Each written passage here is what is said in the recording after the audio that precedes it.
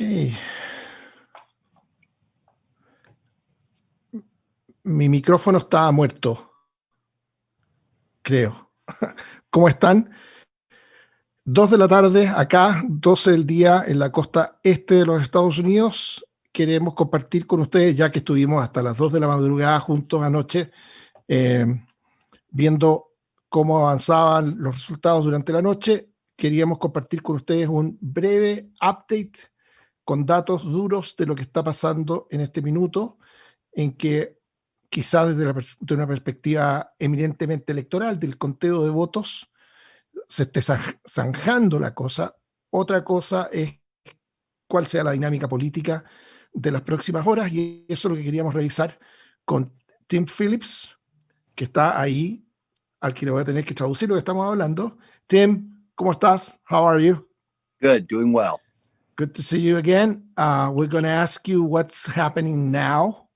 Where do things stand now, both in terms of how counting the vote is going, how the electoral map is looking, and then what the politics of the moment are.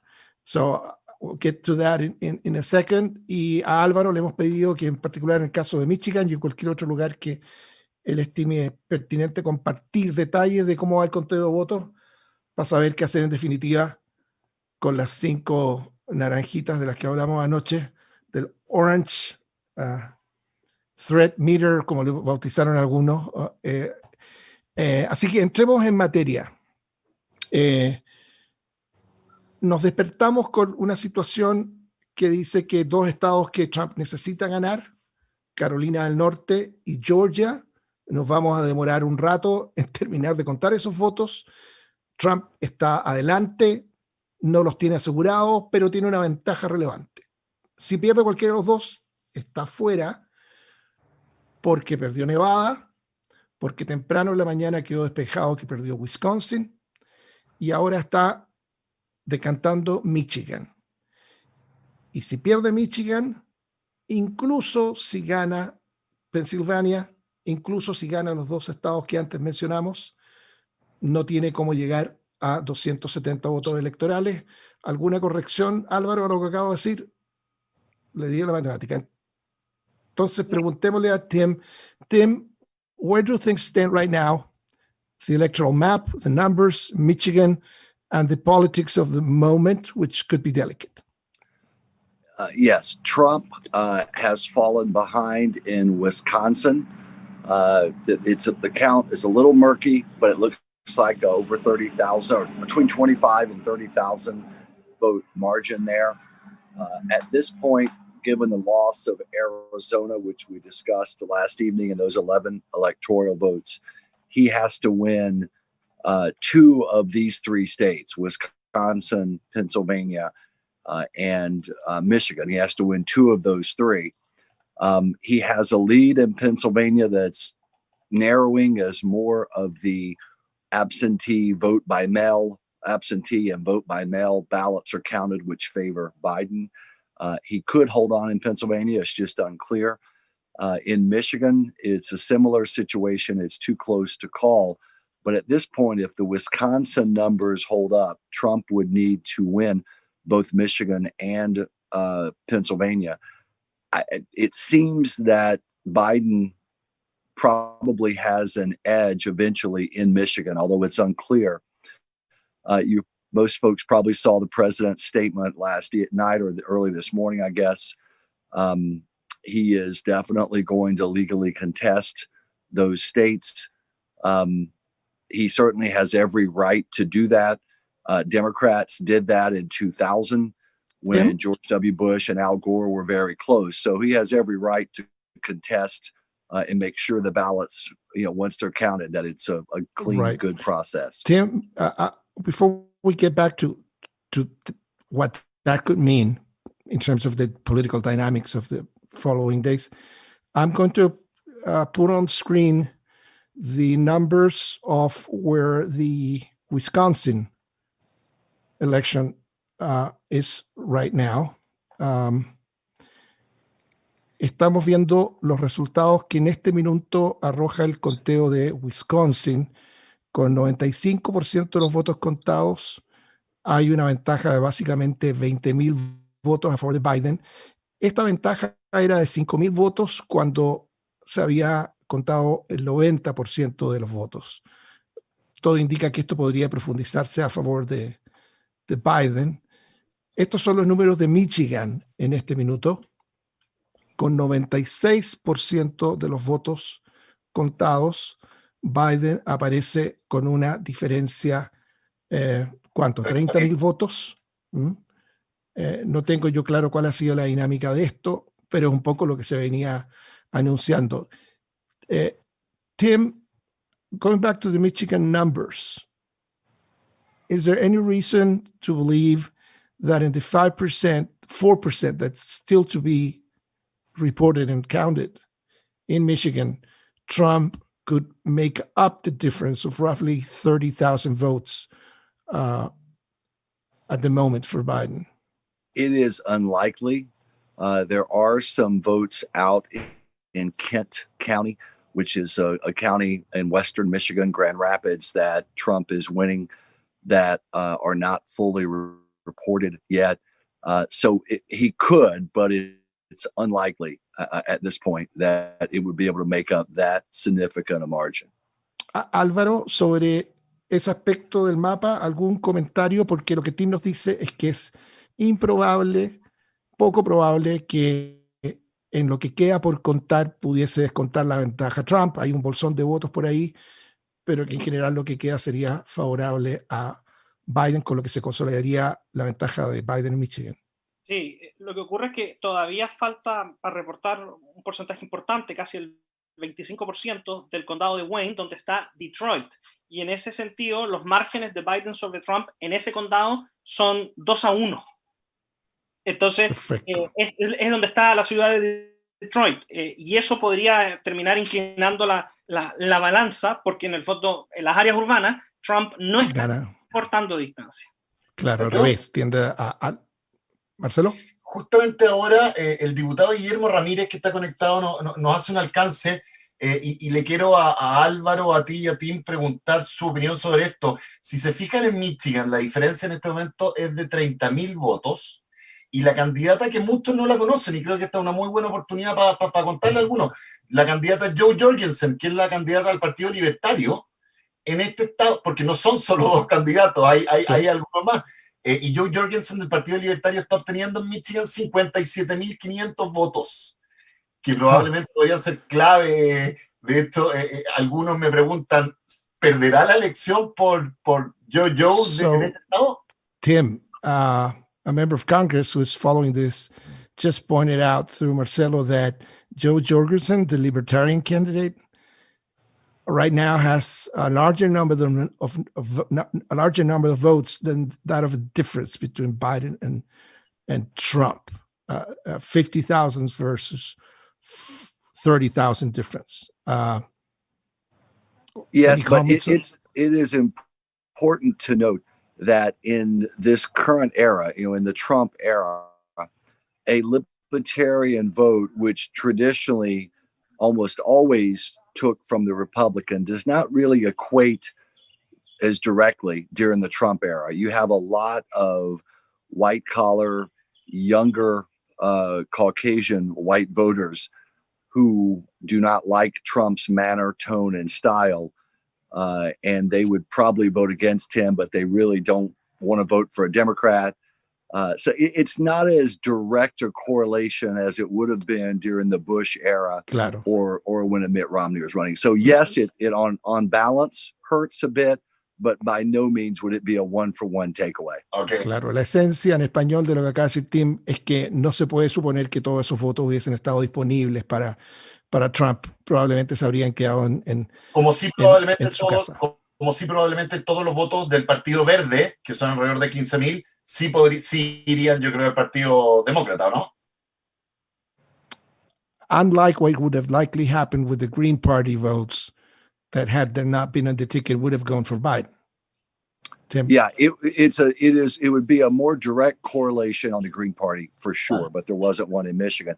Now, it is worth noting in Michigan that Justin Amash, the Republican, the young kind of libertarian leaning Republican House member who retired and really would not have won he would not have won his primary, the Republican primary.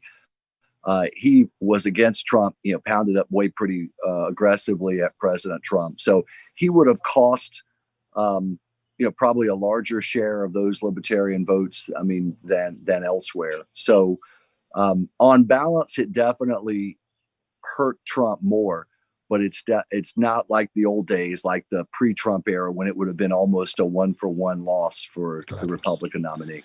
Claro, es notable que Tim habla de una era pre-Trump. Con Trump se han roto esos alineamientos más o menos directos, vínculos libertarianos de derecha, verde, izquierda. Tim, let's now go into the contesting part of it. You were mentioning some precedents of that. Could you outline that and what could play out in the following days? Le estoy pidiendo a Tim que nos detalle este challenge ante los tribunales que del proceso en Michigan está haciendo la campaña de Trump. Tim había mencionado un precedente hace unos minutos, le pidió que elaboren eso. There are two components to the legal battle. The first is the most likely the attempt by the Trump campaign and the Republican National Committee to contest the manner in which the ballots are being counted even now, post-election with postmarks, etc. So that is or the fact that they are being counted? Both. Okay. Both. And there are just so that. many, there are so many variations from state to state. In the United States, each individual state controls within limits its election through its own state board of elections. So it varies from state to state, but that's the first phase. Let me translate that, Tim, briefly. Aquí este reclamo ante los tribunales tiene dos aspectos. Uno objeta el hecho de que se estén contando algunos votos y la forma en que están siendo contados. Ese es un primer ángulo de la objeción ante los tribunales que está poniendo la campaña de Trump. And the second one would be? The second component will be the legal contesting of the actual recount. So there will be recounts in these states that are very close.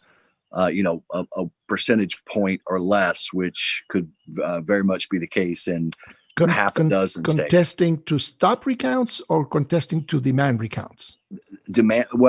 Either demanding recounts, which will almost automatically happen because many of these states are so close, but also then the actual recount itself. And the precedent there is 2000, when Florida was up in the air between George W. Bush and Al Gore for president.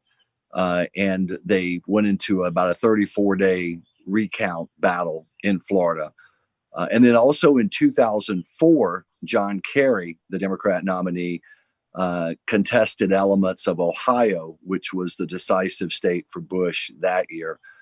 It was not as big a battle or as much in doubt as 2000 with Bush and Gore, but it was there as well.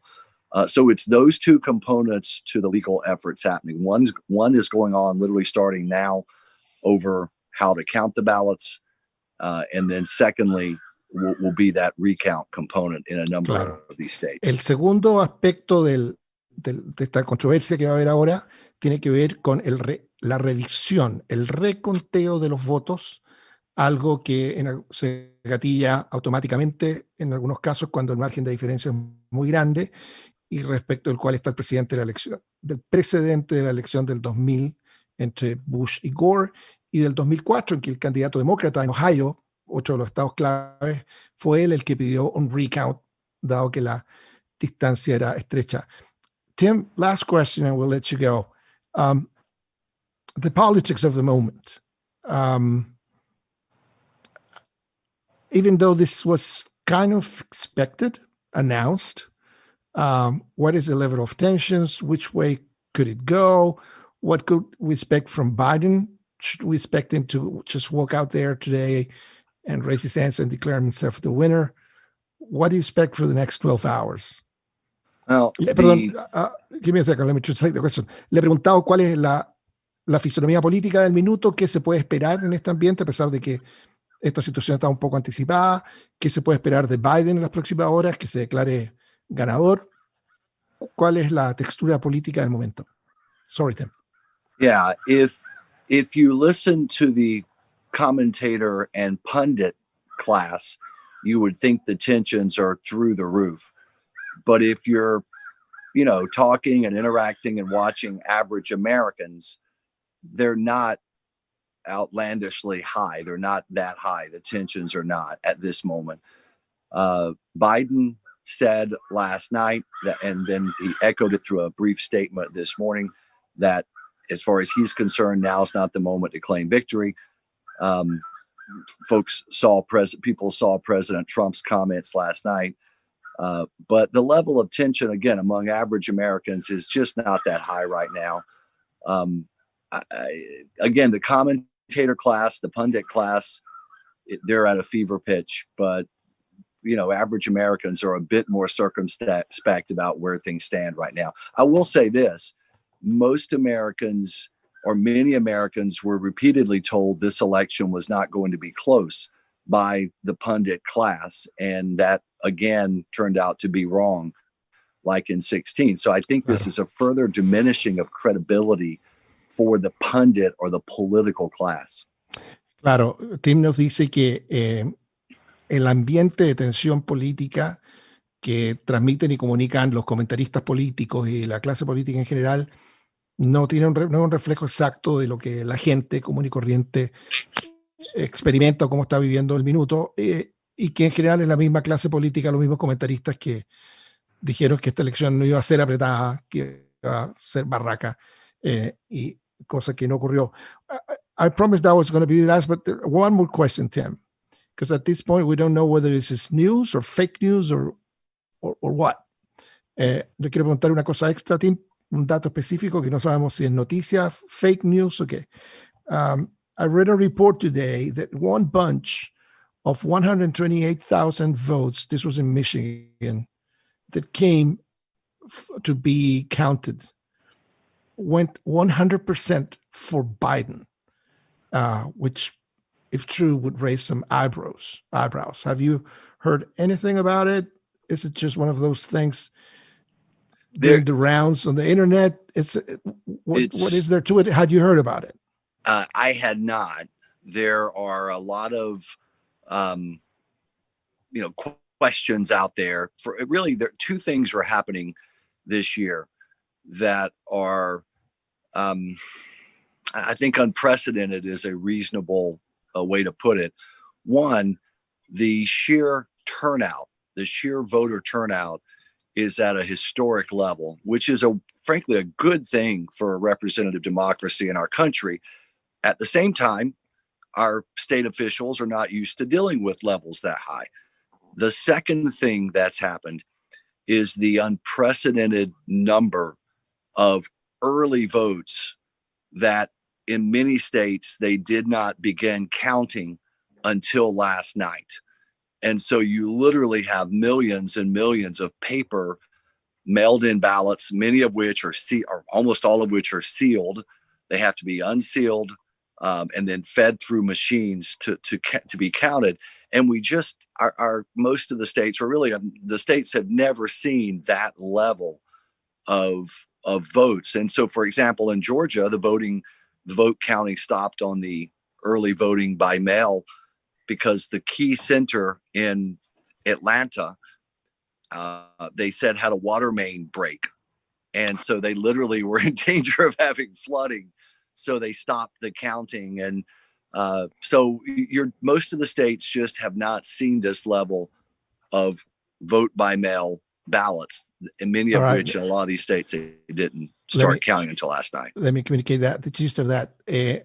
Más bien, Tim cree que es una situación excepcional por la cantidad de votos, por la cantidad de gente que votó y la incapacidad del sistema de procesar adecuadamente y en el tiempo correcto los votos que están emitiéndose. Y además menciona un episodio que ayer también generó alarma porque se detuvo el conteo en Georgia, en Atlanta, y la razón es que se había roto una cañería en el edificio y se estaban inundando. O sea, era una cuestión completamente normal, inocente, pero que en el ambiente que estamos todo se interpreta como alarma. Tim, is there a threshold of votes under which recounts are mandatory? Le pregunto si hay un porcentaje de votos de diferencia bajo el cual es obligatorio el reconteo. Each state sets the threshold level for itself, and it varies. Typically, if it's less than 1% separating, then a candidate can request a recount. And then if it's less than half a percentage point, normally it's automatic and the state pays for it. So, Álvaro, ese dato para Michigan, ¿lo podemos escarbar? ¿Cuál es? Álvaro ha demostrado encontrarse con estos detalles en 2 nanosegundos. Lo que Tim nos dice es que normalmente, porque es distinto en todos los estados, bajo 1% suele tener un derecho un candidato de pedir un reconteo. En algunos casos, bajo medio punto, es obligatorio el reconteo. So, Tim, when do you expect this to be done, over, however you want to describe it? Yeah, are we going to have to wait until Friday anyway, until Pennsylvania is in? Le pregunto cuándo cree él que esto concluye en la práctica, si vamos a tener que esperar hasta el viernes a que estén los votos de Pensilvania.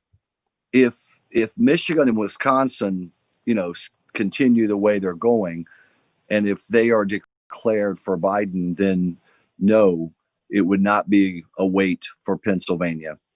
But this, of course, would then the Trump campaign could begin filing, requests for recounts depending on the final margins in those states. So watch Michigan closely to see if that number holds up for Biden or increases.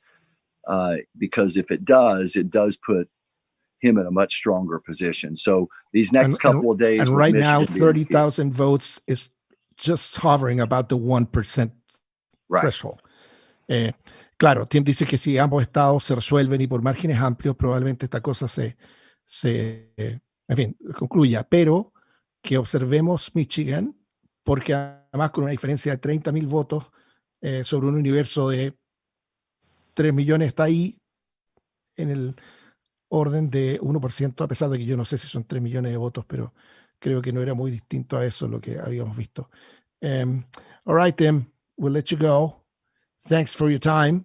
You bet. Let me phrase this right. If this goes on, we'd love to see you tomorrow again. Now, we don't want this to go on if it's a drama. So we wish you all the best. And maybe we'll see you tomorrow again. And thanks a lot. I know you've slept even way less than we have. So thanks again for sharing your time with us. Absolutely. Good talking to you, Drio. All right. Bye-bye. Bye, Tim. Bye, Marcelo. Bueno, le decíamos al final que obviamente, sí, Tim, Marcelo. Perdón, termina tú con lo de Tim. No, que obviamente le decíamos que si este drama continúa, mañana probablemente le pidamos un nuevo update, pero obviamente esperamos que este drama no continúe y que se resuelva bien, o al menos sin drama. Así que por lo pronto, Marcelo, te doy la palabra enseguida. Los que no lo hayan hecho, suscríbanse al canal de manera que les llegue una notificación si tenemos un extra adicional. Álvaro está buscando un dato y Marcelo nos iba a compartir algo. Yo algo pillé, supongo que menos completo que lo de Álvaro, entonces quiero decirlo primero. Aquí encontré que, por ejemplo, Michigan está dentro de aquellos estados en los que se pueden pedir reconteos bajo ciertas condiciones, como Colorado, Indiana, Oregon, South Dakota y Washington. Lo que estoy buscando en este momento es cuáles son las condiciones. Esas ciertas condiciones. Álvaro. Sí, mira, eso lamentablemente vamos a tener que entrar a la página de la gobernación de Michigan, que quiso ser además raptada en este intento de gesta supuestamente por los bloqueos y por las cuarentenas. No sería raro que esté a reventar esa página, pero lo más probable es que Michigan sea uno de esos estados que el umbral del 1%. Para que te hagas una idea, en una state Senate race, o sea, en una elección de senador estatal, ¿sí? se puede pedir por una diferencia de 500 votos o menos. Y para una elección de diputado estatal, por una diferencia de 200 votos o menos. Claro. Esa es la información que pillo en la Claro, pero esas son elecciones de trozos territoriales mucho más chicos. Exactamente. Claro. Así que los umbrales tienen que ser más grandes. Bueno, esa es la situación. Ni siquiera preguntamos por Georgia, ni siquiera preguntamos por Carolina del Norte, porque ya nos dijeron, si Michigan y Wisconsin se consolidan en el lado de Biden, se hacen irrelevantes, pero claro, no se hacen irrelevantes y tampoco Pensilvania. Sí va a haber una discusión legal paralela. ¿Qué le puede hacer esa discusión hacia adelante? El resultado en Michigan no lo sabemos. The plot thickens, como escuchamos alguna vez en un capítulo de Two and a Half Men. Es lo que les queríamos compartir por hoy.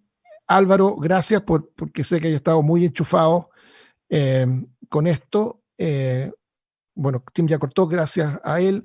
Marcelo, y como les digo, suscríbanse porque si en las próximas horas hay alguna noticia, vamos a subir un update pregrabado o vamos a hacer un live cortito. Le habíamos prometido que esto era 15 minutos, duró un poco más. Futuros updates los haremos todo lo precisos, breves y prácticos que sean. ¿Ok? Disfruten de lo que queda del almuerzo. Hasta luego. Muchas gracias a todos, nos vemos. Gracias.